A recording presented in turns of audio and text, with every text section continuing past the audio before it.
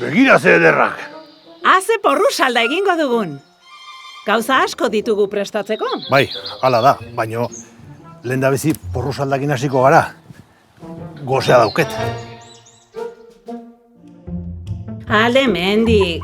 Klotilde, badakizu hau ez dela zure tokia. Hala, zoaz naporekin.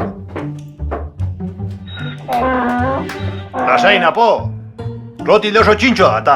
Bai, Olentzero, zerekin hasiko zara? Ni patatakin, behitu zeharra. Bale, ni azenarioekin orduan.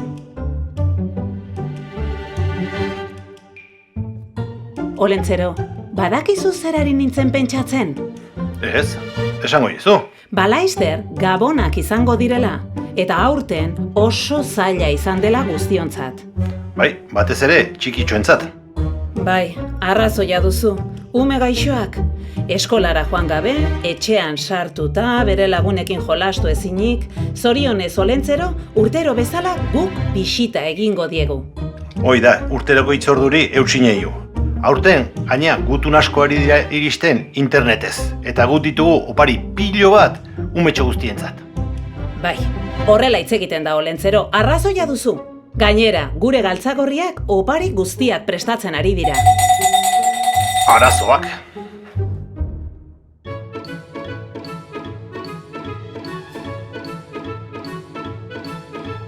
Ze pasatzen da, txikitxoak? Laguntzari bai? Ba, eskezak egun orentzaren tren hau.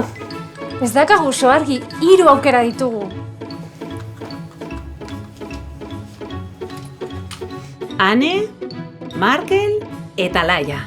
Hau kasualitatea, 3 donostiarrak? Eta aurten gainea Donostiatik gutun asko iristen ari dira internetetik eta dena. Haze hiri polita, gure Donostia. Ez dugu ez da etxe bat utzi behar bisitatu gabe. Argi eta garbi lagunak. Tren hau Laiarentzat da. Nik ulertzen dudanez beste biek egurrezko tren bat eskatu dute. Ze uste duzu, Olentzero? Gozen nagoela. Joango gara porru salda bikainoi prestatzea?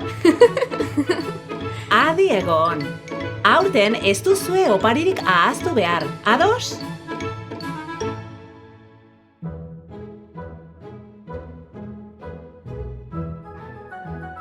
Nola zabiltza?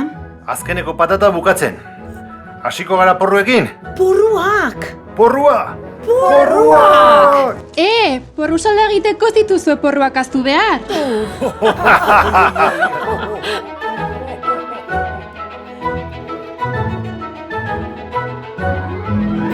Eskerrak opariak ez izkiela inoiz ahazten.